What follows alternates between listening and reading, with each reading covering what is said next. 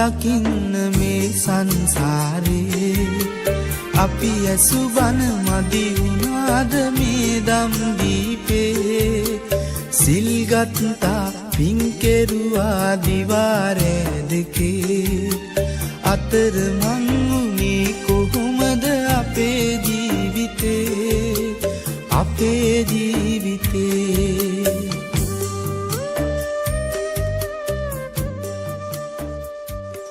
හොඳයි සාදුකාරයක් දැන්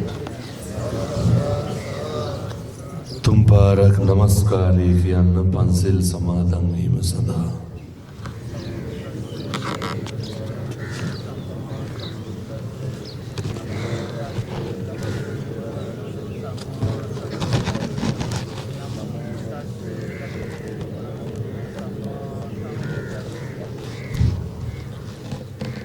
බුද්ධං සරණං ගච්ඡාමි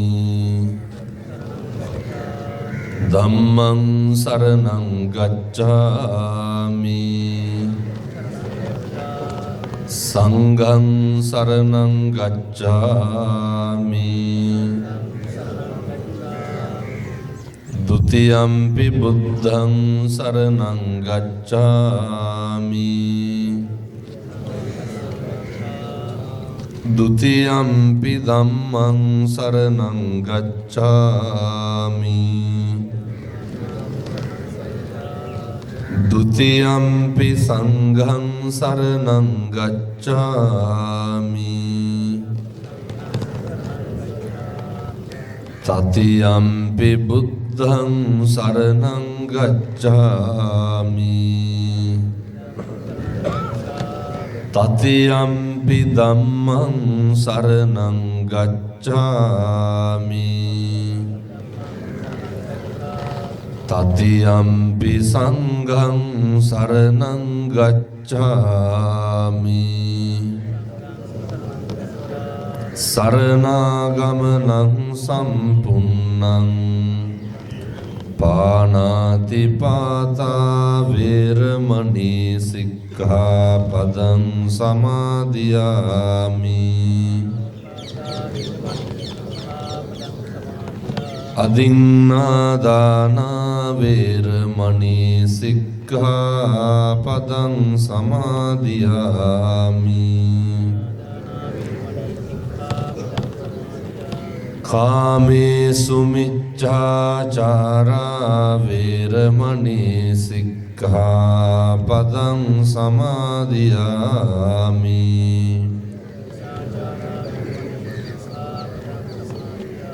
මුසාවාදා වේරමණී සික්ඛාපදං සමාදියාමි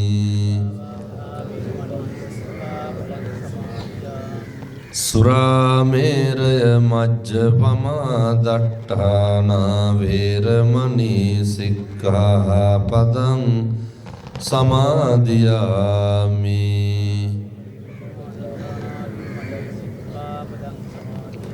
තිසරණේන සද්ධින් පංචශීලං ධම්මං සාදුකං සුරක්ඛිතං කତ୍වා අප්පමාදේන සම්පාදේ තබ්බං හොඳයි නිශ්ශබ්දයෙන් නමෝ තස්ස භගවතෝ අරහතෝ සම්මා සම්බුද්දස්ස නමෝ තස්ස භගවතෝ අරහතෝ සම්මා සම්බුද්දස්ස නමෝ තස්ස භගවතෝ අරහතෝ සම්මා සම්බුද්දස්ස අසේවනාච බාලානං පණ්ඩිතානං ච සේවනා පූජාච පූජනීයානං ඒතං මංගල මුත්තමං තීති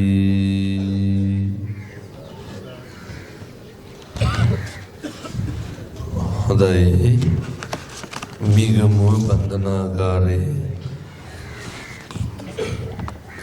බන්ධනාගාර අධිකාරීතුමා WMJI ප්‍රනාන්දු මැතිතුමා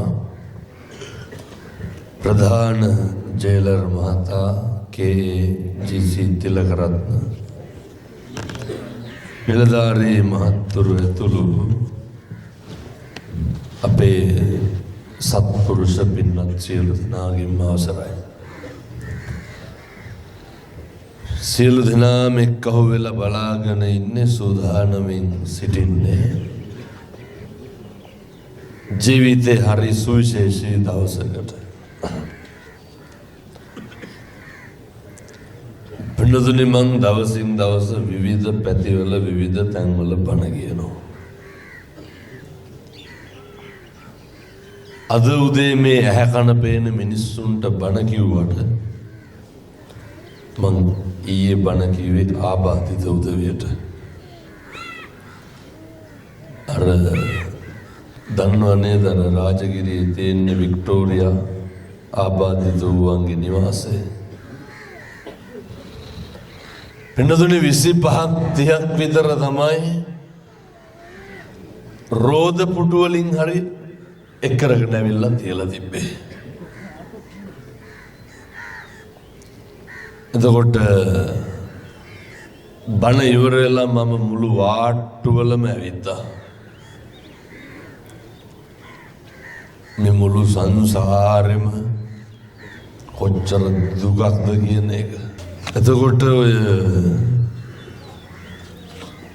එක වාට්ටුවකට මම ආබාධිත වූවන්ගේ ගියා. ඒ මිනිස්සු ජීවිතේ කවදාවත්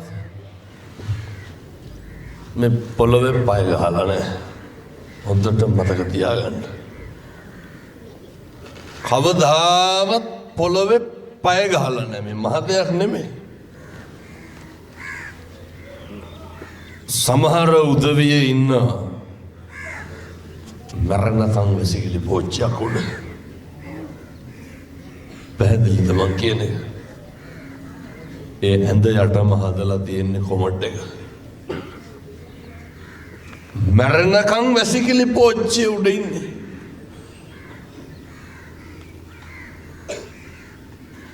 තව සමහර උදවියේ ඉන්නවා ජීවිතේ කවදාවත් තමන්ගේ හැඟීම අනෙකට ප්‍රකාශ කරලා නැහැ. ඒ ඉන්න කිසි කෙනෙකුට බඩගිනි කියලා කියන්න බෑ.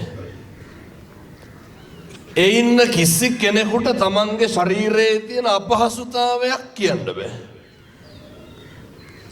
දැන් ඇත්ත කියන්න බලන්න මොනවාද අපිට තියෙන අඩුපාඩු? මොනවාද අපිට තියෙන ගැටලු? භාග්‍යවතුන් වහන්සේ දේශනා කරනවා ඔය කාලෙකින් හම්බෙච්ච මනුෂ්‍ය ආත්ම භාවය තුල ඕක හරියට පරිස්සම් කරගන්නලු. මිනිසත් භවයේ තුල මේ හතර හන්දි වළංගු කාලේ ඉන්නක නෙමෙයි අරුමේ ආශ්චර්ය කියන්නේ. අපි සියලු දෙනාටම පොදුවේ මුහුණ දෙන්න වෙන කාරණා කීපයක් තියෙනවා. දැන් ඉපදුනා කියලා කවුරුත් දන්නවනේ. මරණවා කියලා දන්නවනේ. උත්පත්තියයි මරණයයි අතර තියෙනවා බරපතල කාරණා දෙක. එකක් ජරාව අනිත් එක ව්‍යාධිය. මේවා ඔය කාලේ කිව්වට තේරෙන්නේ නැහැ. හැබැයි මේ ජරාවටයි ව්‍යාධියටයි කවදාවත් පින්නතුනි බේදයක් නැහැ. වයස් බේදයක් නැහැ. කොහොමද ඔය ජරාවයි ව්‍යාධියයි අපේ පිටිපස්සෙන් එන්නේ? ආනන්ද හාමුදුරුවෝ අහනවා දවසක් බුදුහාමුදුරුවන්ගෙන් පොඩි ප්‍රශ්නයක් අහන්න. දැන් මෙතන ඉන්න මේ පින්නතුන් හිතාගෙන ඉන්නේ ලබනාත්ම කවුරු වෙලා උපදී කියලා. එහෙම සැකයක්වත් නැද්ද? මේ ලැබපු මිනිසත් භවය මේක පරිස්සම් කරගන්න ඕනේ. බුදුහාමුදුරුවන්ගෙන් ආනන්ද හාමුදුරුව අහනවා බුදුහාමුදුරුවනේ මිනිස් වෙලා උපදින එක ගැන තේරෙන විදිහට කියන්න. බුදුහාමුදුරුව මොකද්ද දේශනා කරන්නේ? මේ මහ පොළොවට ඇඟිල්ල ගහලා නියපොත්තට වැලි ටිකක් අරගෙන ඒක ආනන්ද හාමුදුරුවන්ට පෙන්නලා අහනවා ආනන්ද වැඩිපුරම වැලි තියෙන්නේ නියපොත්තේද මහ පොළොවේද? කොහෙද තියෙන්නේ? මහ පොළොවේ. මේ මහ පොළොවට ඇඟිල්ල ගහලා නියපොත්තට වැලි ටිකක් ගත්තාම නියපොත්තේ වැලි රැඳෙන්නේ කොච්චරක්ද? ඒ වගේ ප්‍රමාණයක් තමයි මිනිස්සු වෙලා උපදින්නේ. මතක තියාගන්න. මිනිසත් භවය නම් හරිම දුර්ලභයි. මිනිසත් භවය හරිම දුර්ලභයි. මේ ලෝකෙම මිනිස්සු ඉන්නේ බිලියන 8.9 ගණනක් නේ. මුළු ලෝකෙම සත්තු කොච්චර ඉන්නවද? මිනිස්සු බුදු භාග්‍යවතුන් වහන්සේ දේශනා කරනවා ඊළඟට ආනන්ද මිනිස්සු වෙලා උපදින එක නෙමෙයි තියෙන අරුමේ. ඔන්න ඔය විදිහට උපදින එකයි තියෙන අරුමේ. ඔය අතපය වැඩ කරන එක, කණ්ඩ කතා කරන්න පුළුවන් එක, ඔය සංසාරේ කොච්චර පින් කරලා ඇද්ද ඔය විදියට උපදින්න. තාම ඇවිදින්න පුළුවන්. අර අබ්බගාත වෙලා උපදින උදවියත්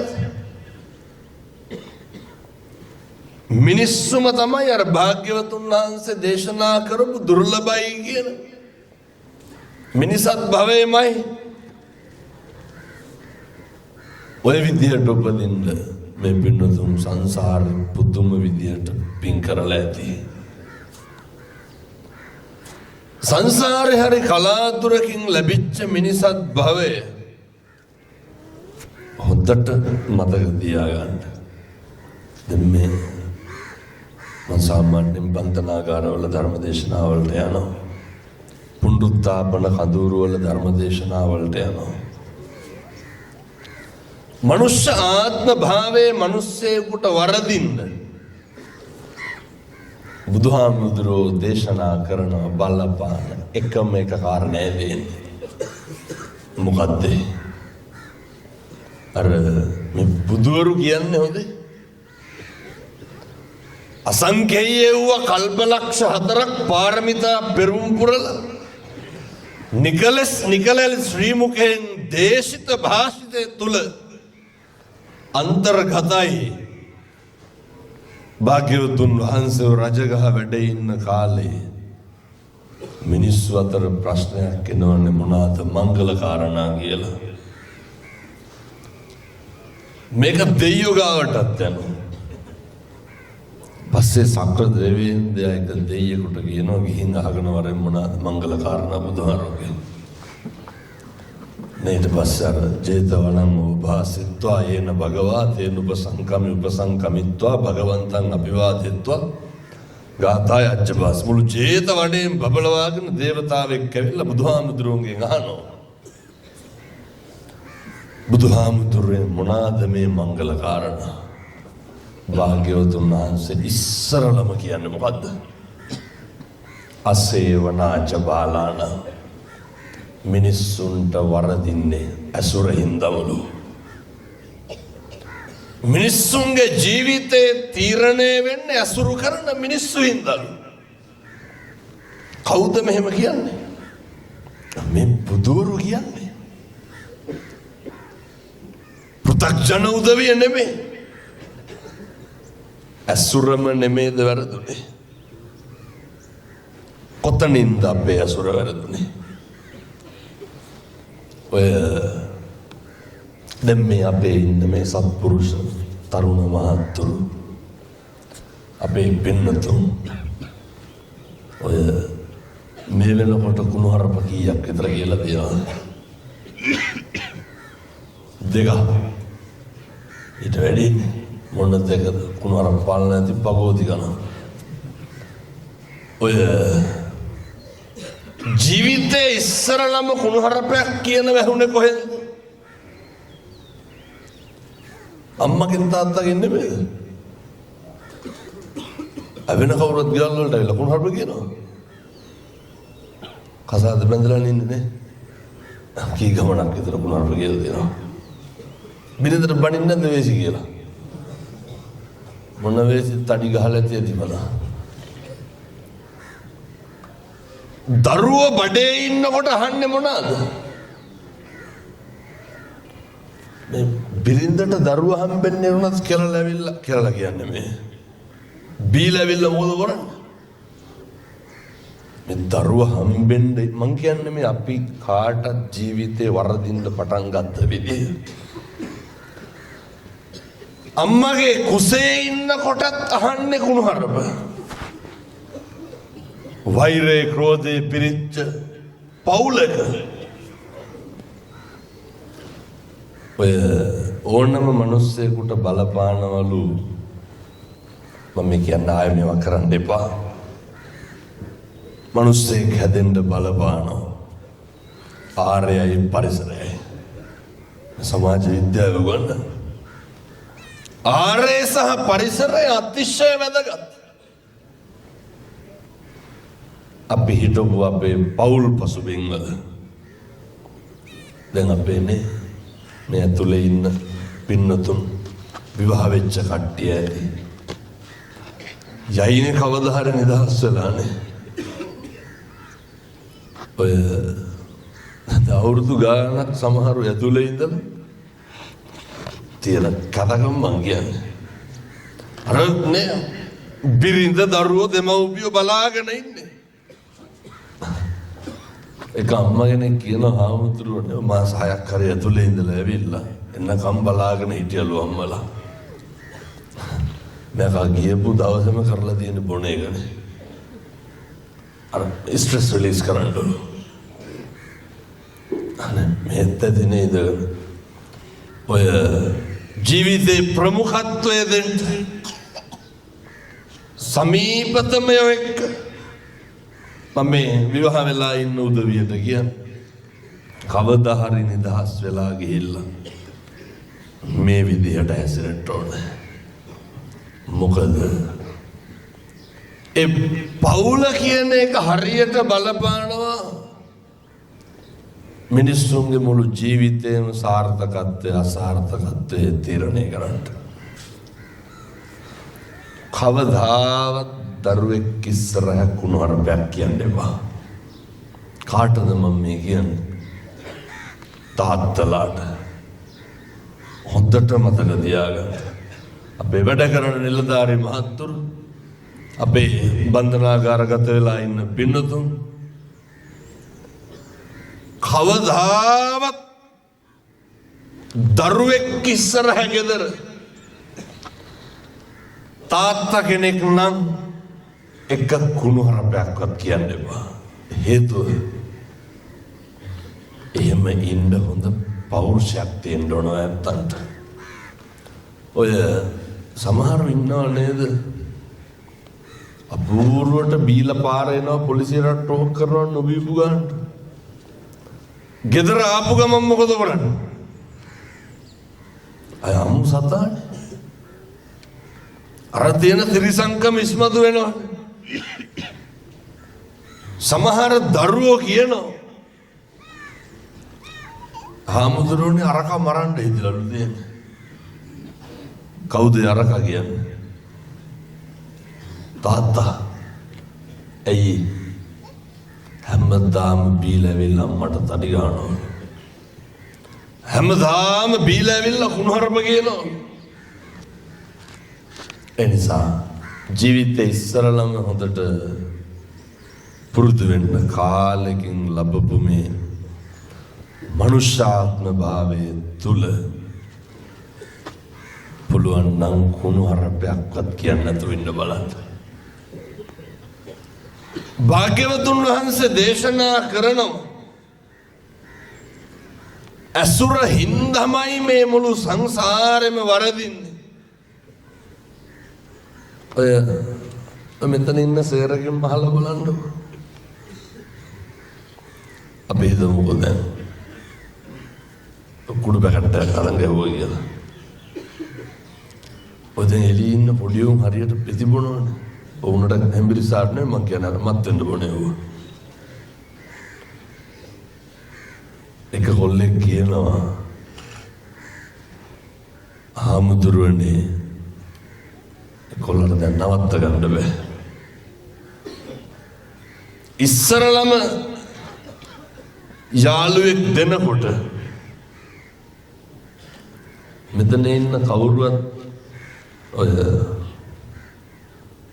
අපි තුමුකෝ නේ කුඩු ගහන්න අයිස් ගහන්න ඔය මොනවා හරි කරන්න මේක කරන්න ඕන කියලා ජීවිතේ ඉස්සරලම හිතලා හොයපු දවසක් තියෙනවා. දික්කරුවට පස්සේ ගැහුවද ගෙදර ඉන්නකොට හිතලා ගිහින් හොයාගෙන ගැහුවද මේ දික් කරලා දෙන්න. අර කොල්ලා කියනවා පළවෙනි දවසේ ටැබ්ලට් කාඩ් එක දෙනකොට කිව්වලු උඹ දෙකක් දාන්න එපා එකක් දාපන් වැඩි වෙයි කිව්වලු. අවශ්‍ය උපදෙස් පිටමයි දීලා දෙන්නේ. හැම එකක්ම එහෙම තමයි. ඔය අයිස් ගහන්න උරු වෙච්ච කොල්ලොන්ගේ ගහන්නකො. පළවෙනි දවසේ බෝතල් කට්ට අල්ලනකොට කියනවලු උඹ අද කෙරුවට හැමදාම කරන්න එපා කියලා. ඔහොම තමයි මේක පටන් ගන්න. අසුරම නෙමෙයිද ප්‍රශ්නේ. කවුද ඉන්න ජීවිතේ නේද මෙව්වාස් බලු දුක් විඳින මෙව්ව එලේ ඉන්න කොල්ලොන්ට කියනකොට දැන් මේ නවත්ත ගන්න අමාරුයිලු සික්කගලු. එහෙම කොල්ලෙක් කාන් ඇතුලේ දැන් මම ඒක එනකන් ඉන්නේ. අන්න මෙව්වට ආවම කොහොමද සික්කගයි ඉතින් ගුටි විතර නෑ මොන සික්ද? අපි කිව්වම ගියන් අල්ලනවද ගහපන් කියලා. සමහර පැටවු ඉන්නවා මේ මිගම ගන්න මම කියන්නේ අනිත් පැතිවල හිලා වෙනවා. උදේට බීඩියක් නැත්නම් වැසිකිලි යන්නේ නෑලු. මේ බීඩි දෙනවද උදේට වැසිකිලි යන්නේ නැති කට්ටියට? වහේරම බයිලා මනස්ගාත අපෝරුට ඇවිල්ලා ඉන්න බෑ මේකට වෙලා. මතක තියාගන්න ජීවිතේ බීඩියක් හරි බිව්වනම් බිව්වේ අපි හිතලා අරගෙනද කවුරු හරි දීලාද? මේ හැම එකකටම අසුරි බලපෑම තදටම තියෙනවා. සෑම අකුසලයක් පිටිපස්සම ඒක යෝජනා කරපු යාළුවෙක් ඉන්නවා. බුදුවරු දේශනා කරන්නේ කාලෙකින් හම්බෙච්ච මනුෂ්‍යාත්ම භාවය තුළ මේ දැන් ඔය අපේ නිලධාරී මහත්තුරු කොච්චර වැඩ තහනම් වෙනවද නේ? ඔය මෙහෙම නැතුව ඇති මං කියන්නේ නේ. ඔය විවිධ අල්ලස් වලට අහුවෙලා මේකත් බන්ධනාගාර නිලධාරීන්මයි කිව්වේ. හාමුදුරුවනේ අපේ උම්මයි කෑවේ කිව්වා. හරියට ගතු කිය මෙහෙනම් කියන්නේ නැද්ද කියලා කියනවද නැහැ? මොනවාද ඔයත්තන්ගේ භාෂාවෙන් කියන්නේ මොනවද මුට්ටි අල්ලනවනේ. පුදුම ගතු කොටවල්නේ කියන්නේ. මරන්න පුළුවන් නම් මරනවා කියන කේලන්නොඩ මේ ඉන්න එක නිලධාරියෙක් ඔබතුමාට ඇවිල්ලා කියලා දෙනවද මට මේකම බනව කියනෙකුත් නෙමෙයි මම කියලා යන්න හොඳ ඇවිල්ලා කියලා දෙනවද සර් හවලා හොඳට වැඩ කරනවා කියලා දෙනවා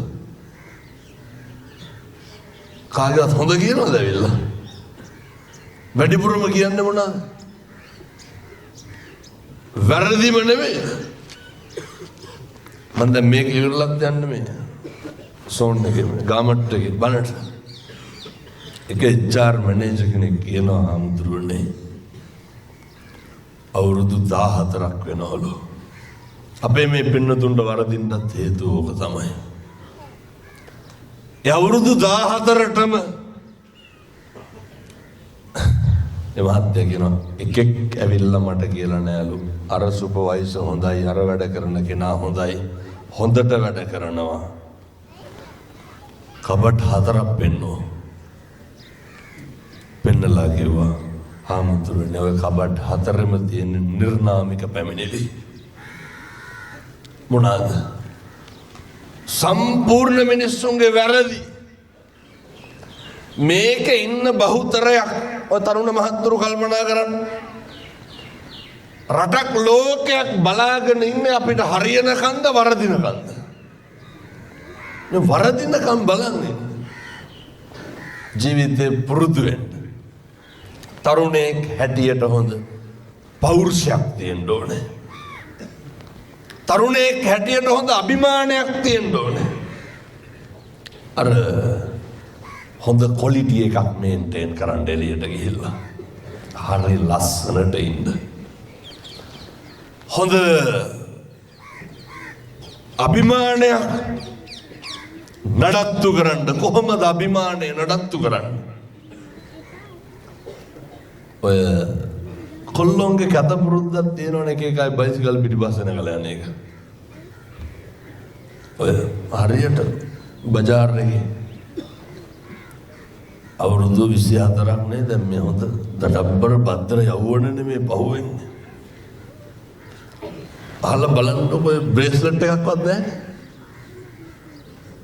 අවුරුදු 18 ඉඳන් 28 වෙනකොට අවුරුදු 10යි දැන් ගියලි හිටියනම් තියනවා කියලා මේ ජීවිත පරාසය කාලය තුල ඔය දැන් අර වෙච්ච දෙයට කරන්න දෙයක් නැහැ පුරුදු වෙන්න කිසි කෙනෙකුගේ අතකොළු වෙන්න එපා කිසි කෙනෙකුගේ මාතෘකා වෙන්න එපා කිසි කෙනෙකුට පාවිච්චි වෙන්න එපා මේ ඉන්න හැම කෙනෙක්ම පාවිච්චි වුණු උදවිය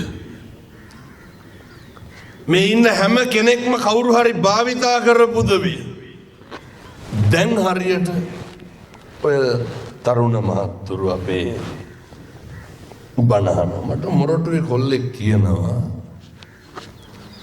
මේ අවුරුදු ගණන් අයිස් ගහපු නේ කොහෙද වැල්ලවත්තේ අවුරුදු 21කින් පටන් අරන් තින්නේ දැන් අවුරුදු 30 ගානක් මේ අපේ අම්මා කෙනෙක් කියනවා හාමුදුරනේ මාත් එක්ක මේ අවුරුදු 16 17 කෙල්ලෝ අයිස් ගැව්වේ කොහෙන් හරි බණ අහලා දැන් සේරම නවත්තලා කොල්ලෝ හරියට එළිය බණ අහනවා පුදුම විදියට මොරටුවේ කොල්ලෙක් කියනවා හාමුදුරනේ ආයෙ විකුණන්නේ නැහැ කිව්වා මේ අයිස් ගහපු කොල්ලෙක් නෙමෙයි විකුණපු කොල්ලෙක් මම කොහොමද දැන් නඩු වලට සල්ලි හොයාගන්නේ දැන් ඉතින් පඩි හම්බෙන්න යෝකෙම්ම හොයාගන්න ඕන ඔය එළියට ගිහුවාම ඒකනේ වෙන්නේ නඩු ප්‍රමාණය තියෙන එක වැඩි ගෙවන්න තියෙන එක වැඩි ඉතින් ट्रांसपोर्ट हरी करन दे पे मैंने सल्ली इंड विद्यान ने खोला गया नो ऐतुले आना वालो බලන්න. විකුණන්නේ ඇතුලේ යනවා කිව්වා. මම යයි තව ලොකු පිරිසක් ඉතුරු වෙයි කියලා හැමුණා. මොකද්ද මේ ආස්කම? මේ ධර්මයේ ආස්කම. තරුණ මහත්තුරු සූදානම් වෙච්ච වැරදි වලින් අත් මිදෙන්න. තරුණ මහත්තුරු සූදානම් ජීවිතේ ධර්මානුකූලව සකස් කරගන්න. මම මගේ හදවතින්ම ප්‍රාර්ථනා කරනවා මේ සියලු දෙනාට අභිමානයෙන් යුක්තව ජීවත් වෙන්න අවශ්‍ය ශක්තිය ධෛර්යය ලැබේවා සාදු කියලා ප්‍රාර්ථනා කරන්න. අතීතං නානු සෝචන්ති නප්ප ජප්පන්ති නාගතං පච්චුප්පන්නේන යාපෙන්ති බුදුරු දේශනා කරනවා. ඔය කවදාවත් අතීතය ගැන ශෝක කරන්න එපා. කවදාවත් ඔය දැන් මේ ඉන්න කට්ටිය එළියට ගියාට පස්සේ අහන්නකො ඇතුලේ හිටියේ කොහොමද කියලා. ඔව් නිකන් අර හිල්ටන් ගලදාරි හිටියා වයි කතා කරන්න ගිහිල්ලා. අය කවුරුත් දුක් විඳලා නැහැ නේ මේකේ. අනේ අපූර්ව ඩීලේ කියන්නේ ප්‍රශ්නයක් නෑ හොඳට හිටියලු. මේ මොන බලු දුකක්ද විඳින්නේ කියන්නකො. මේ දරුවෙක් මල්ලේ යාළුවෙක් රටක් සමාජයක් මේ අහස විතරයි. මුළු ජීවිතේම ඔය අපිට මෙහෙම දෙයක් වුණේම ඔය සමහර මුදලාලිලා ඉන්නවා. හොඳට මතක තියාගන්න ඕන මම මේ බණ කියනකොටත් මට තර්ජන එමටයි. එතකොට ඒ අපවාද එමටයි. කොච්චර සල්ලි පොම්ප කරනවද මට ගහන්න කියලා. හේතුව මේ මත්ද්‍රව්‍ය ප්‍රශ්නේ සෑහෙන්න තරුණයෝන්ගේ මිදෙන හින්දා විසඳෙන හින්දා මුදලාලිලා ආයිතින් ආත්මයක් නැහැ. මේ සමහර තරුණයෝ තියාගෙන පුරුදු කරගෙන ඉන්නවා. මාර කිව්වේ එකයි අහුවෙන්න එපා කාටවත් රැවටෙන්න එපා කාටවත් පාවිච්චි වෙන්න එපා. නේ අර උඹ යමන් මම ගෙවල් බලා ගන්නම්. අහලා බලන්න කොහෙන් වෙච්ච කට්ටිය මෙතන නැද්ද කියලා. ඕන තරම් ඉන්නවා. කිසි කෙනෙකුගේ වචන වලට අහු වෙන්න එපා. කිසි කෙනෙකුගේ අතකොළු වෙන්න එපා. මම නැවත පැහැදිලි කරන්නේ. කවදා හරි එළියට යයිනේ. ඔය භාග්‍යවතුන් වහන්සේ දේශනා කරන කර්මය පුච්චන්න බෑ ගෙවන්න ඕනේ. පණ්ඩිතානංච සේවන අසුරු කරන්න ඕන කවුද කියන එක දැන අඳුනගෙන විතරක් එළියට යන්න. මොකද මේ ජීවිතේ මිනිස්සුන්ට වරදින්නේ ළඟින් ඉන්න උදවිය හින්දාද ඈතින් ඉන්න උදවිය හින්දාද? ඔය වැඩිපුරම අපිට තට්ටුව දැම්මේ අර කොල්ලෝ කියනවා නේද අපිට වැඩිපුරම අරින්නේ ළඟ ඉන්නේ උන් කියලා. මිනිස්සුන්ට වෛරය පරිමහන්න පුළුවන් ළඟින් හිටපුවාමද ඈතින් හිටපුවාමද? වෛරය පරිමහන්න පුළුවන් ළඟින් හිටපුවාම. ඔය හොඳට මතක තියාගන්න. ඔය ගනුදෙනු මේ ආත්මේ නවත්තලා මැරෙන්න. ඔය වෛරකාරකම ඔය තරහකාරකම මම මේ දීර්ඝ වශයෙන් බණ කියන්නේ කට්ටියට අවුවයි. මට කියලා දෙන්න විනාඩි 45කට වඩා කතා කරන්න එපා. අද තව බණ 4ක් තියෙනවා මේකත් එක්ක 5යි. ඔය පලිගන්න සිතුවිල්ල ඔය සේරම මරන්නකොට නවත්තන්න ඕනේ. පලි අරගෙන නවත්තන්න කියනව නෙමෙයි. මේ වදේ ඉඳන් නවත්තන්න මම මෙහෙම දේශනා කරන්න හේතුවක් තියෙනවා. අර දැක්කද පහුගිය දවස්වල අර අවුරුදු 5ක පොඩි එකාගේ බෙල්ල කපලා මැරුවා. කවුද කැපුවේ? අම්මා. කපලා බෙල්ල වල දාගත්තා. ගම්පොළ කෙල්ලට අවුරුදු 16 බෙල්ල කැපුවා කවුද? යල්ලා හිටපු කොල්ලා. මැදවච්චි අම්මට පොරවෙන් කෙඩුවා.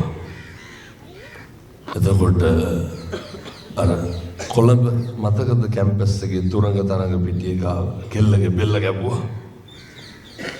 මේ සේරම බෙලි කපලා මරපුවා. ඒ සේරම කරේ කවුද?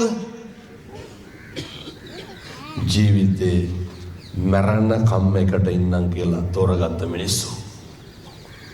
ලෙයින් මසින් ජාතක කරපු මිනිස්සු. ඒ නිසා ඔය අසුර ආශ්‍රය කවුද සුදුසු නුසුදුසු කියන එක හොඳට බලාගන්න. අම්මට තාත්තටවත් තාතෝ කියලා කතා කරන්න එපා. පුළුවන් තරම් මේ ඇතුළම මේ ව්‍යසනයම සම්පත්තියක් කරගන්න. ඔය හරි අමාරුයි තමයි.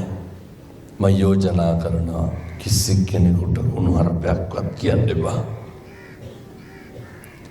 අර අම්බපාලි කියලා ගණිකාවක් හිටියා බුදුහාමුදුරුවන්ගේ කාලේ. අම්බපාලි කල්ප 30ක් ගණිකාවක්. කල්ප 30ක් ගණිකාවක් වෙන්න හේතුව මොකද්ද? මම බොහොම කෙටියෙන් කියන්න. අම්බපාලි ඔය සෑමලුවක් ප්‍රදක්ෂිනා කරනකොට රහත් මෙහෙණින් වහන්සේලා සමග අර එක මෙහෙණින් වහන්සේ නමක්ගේ කටේ තිබ්බ සෙම ගුලියක් බිම හැලුණා. මේක දැකපු අම්බපාලි අහනවා කවුද මේ සෑමලුවේ සෙම හලපු වේසි කියලා බයිනෝ. ඔච්චරයි කියන්නේ. ඔච්චරමයි කිව්වේ. ඒ අකුසලයේ කොච්චරද? කල්ප 30ක් ගණිකාවක් වෙලා ඉපදුනේ. එනිසා මිනී මරපු අඟුලිමාලලා රහත් වුණා. යක්ෂයෝ වගේ හිටපු මිනිස්සු නිවන් දැක්කා. බිබී හිටපු සන්තතිලා රහත් වුණා. මේ සියලු දෙනාට ජීවිතේ හරි ගස්ස ගන්න කාලය තියෙනවා. එකටම පලි ගන්න එක නවත්තන්න. තරුණයෙක් හැටියට හොඳ ඉවසීමක් නඩත්තු කරන්න. අනේක ගැන හිතන්න කලින් ඔයත් ගැන හිතන්න. පළවෙනි කාරණය. අපි මේ ජීවිතේ වැඩිපුරම කරන්නේ අපිටද අනුන්ටද? ඔය මිනිස්සු සන් පවුඩර් ගහන්නේ කාට සුවඳ යන්නද? ඔබ අපි ගෙවල් වල ගහලා හිඹිබා ඉන්නවා. මිනිස්සු රත්තරන් පළඳින්නේ කාට පේන්නද? ගෙවල් වල ඉන්නකොට කවදාවත් ඔය තියෙන චේන් මුදුමාල බ්‍රේස්ලට් වල්ලු කරා මුදාගෙන ඉන්නවද? භෞතිකමය අතින් නම් අපිට කියලා කරගන්න කිසි දෙයක් නැහැ. ඔය අර ගෙවල් වලට පුටු සැටි එහෙම ගේනව නේද? සෝෆා සෙට් එහෙම ගෙනාපු ගමන් මොකද කරන්නේ? ඔය වහලා දාන්නේ නැද්ද? රෙද්දකින් වහනගෙන කරන්නේ. වහනවා විතරක් නෙමෙයි පින්නතුනි, ඉඳ ගන්න පැත්ත පිටියට හේතු කරනවා. ඇයි? අය පොඩියෙකුට නගින්න බෑනේ ඒක. ලස්ස ගණන් දීලා පුටු සෙට් ගහලා කොළඹ වල බංකුව වල බයිසිකල් වල ඉඳගෙන පත් කරනවා. අර ගෙවල් වල ඉන්නකොට මම මේ අපේ ඇතුලේ ඉන්න පින්නතුන්ගෙන් අහන ඔය වීදුරු බඩු තියෙනනේ ඔය කබඩ් වල හරනේ. ජීවිතේටවත් පවුලේ උදවිය යොව්ව ඇඳලා බත් කාලා තියෙනවද? ඔය මඩක්කු බෙබ්බෙලෙප්පි ගන්න මොන හරි. ඔය ජාතියට ගමන්න දාන කනවා. ජීවිතේට අර බෝල් වලට මාළු පිටියලා කාලා නැහැ. කාට කන්නද කියලා තියෙන්නේ? ගෙදර අඳින්නෙම ගෙදර ඉන්න කොටර තියෙන වැරහැල්ල වගේ රෙදි නෙමෙයි. මට කියන්න භෞතිකයේ අපි සතුටු කරන්න කරන දෙයක්. අපි වෙනුවේ ටයිල් කැට ටික කල්ලන්න ගත්තොත් අල්ලන්නේ ස්ටෝව් පොටද බුදිය ගන්න කාමරේට. අර බුදිය ගන්න කාමරේ හදාගන්නේ කොහොමද නේ? ලැජ්ජයි බැලු. ඔය අනුන් පිනවන එක නවත්තන්න. භෞතිකමය අතින් නම් ඔය ඇත්තෝ කෑ ගැහුවට අපිට කියලා කරගන්න කිසි දෙයක් නැහැ. මේ සියරම අනුන්ට පෙන්වන්න හදනේවා තියෙන්නේ. හෙට අනිද්ද වෙඩින් එකක් තිබ්බ නැත්තම් කොණ්ඩේවත් කලු කරනවද නැහැ? ඔය ඒ අනුන්ටමයි කරන්නේ. අපේ සැප සතුට තීරණය කරන්න ඕන අපි මතද අනුන් මතද? ඒක අපි මත තීරණය. ඔය කෙලවගෙන ඉන්න අනුන් මත තීරණය කරන්න කියලා. ඔය ආධ්‍යාත්මය අතින් බලන්න. ඔය ජීවිතේ කවදා හරි කුණුහරුපයක් කිව්වනම් කිව්වේ කාටද? අපිටද අනුන්ටද? අය අපිට කුණුහරුපෙන් බැන ගන්නවා.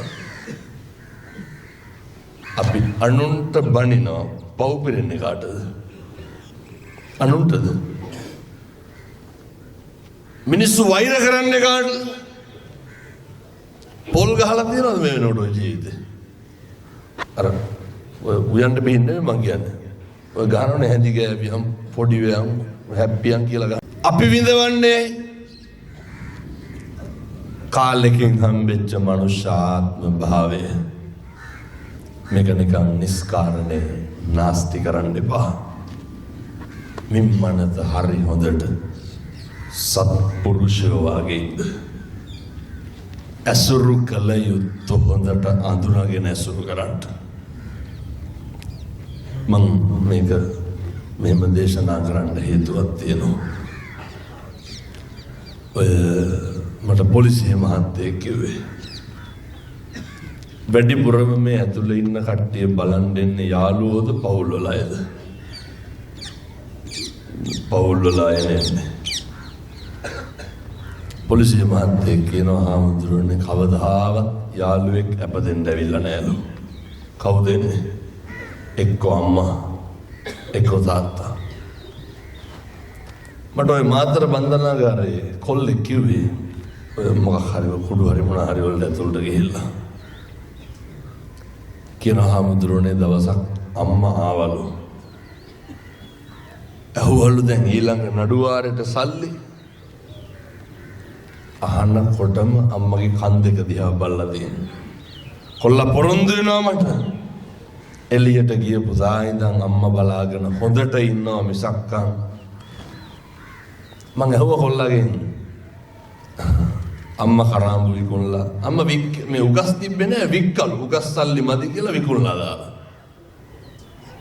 ඔය මං ඔය හැම එකක්ම කරුවේ අම්මත් එක්කද යාළුවොත් එක්කද? මේ තරුණ මහත්තුරු හොඳට මතක තියාගන්න. මොකක් හරි වුණාට පස්සේ අපිට කවුරුවත් නැහැ. දෙයක් වුණාට පස්සේ අපිට කවුරුවත් නැහැ. අපි ගාව හිටපු අපි ගාව ඉන්න කිසි කෙනෙක් නැහැ. අවසානයේ ඉන්නේ අම්මා තාත්තා බිරිඳ දරුවෝ පවුල කෙනෙක් විතරයි. ඒ නිසා අනුන්ට කඹරන එක නවත්තන්න. හරි හොඳට සත්පුරුෂෝ විදියට ඉන්න.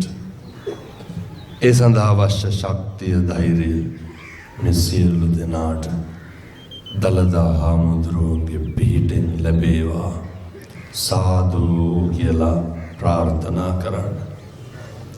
ජීවිතේ මොකක් හරි මම මේ විශේෂයෙන් කියන්නේ බන්ධනාගාරගත වෙලා ඉන්න පින්නතුන්ට අතපසුවීමක් වෙන්න ඇති. බැරිවීමක් වෙන්න ඇති. අමතක වීමක් වෙන්න ඇති. කොතන හරි වරදින්න ඇති. කවදාවත් ආය වරදින්න දෙන්න එපා. ඔය ජීවිතවලට සූවිසි අනන්ත බුදු ගුණේ බලයෙන් සතුට සැනසීම භාග්‍ය උදා වේවා සාදු කියලා ප්‍රාර්ථනා කරන්න. බන්ධනාගාර අධිකාරීතුමා ඇතුළු අපේ ප්‍රධාන ජේලර් මහතා ඇතුළු නිලධාරී මහත්තුරුන්ට අනේක වාරයක් පින් අයිති වෙන්න ඕනේ. හේතුව මේ වගේ කටයුතු සංවිධානය කරනවට ඔය වෙනසකට කියලා බලනවා නම් බලන්න තියෙන්නේ මේ පින්කමක් විතරයි ඇතුලේ ඉන්නොත් වෙන මොනවාද බලන්න තියෙන්නේ. ඒ නිසා රාජකාරිය කරනකොට නේ බෞද්ධ කොඩි දාලා මුළු බන්ධනාගාරෙම සරසලා ඒ නිසා මේ එක පවුලක් වාගේ මේ ගත කරන ආයතනය කාලෙකින් හම්බෙච්ච මනුෂ්‍ය ආත්ම භාවයේ තුල රැකියා ජීවිතේ සමහර විට තෘප්තියක් කියලා ඇති වෙන්න තියෙන්නේ මේ වගේ දෙයක් විතරයි.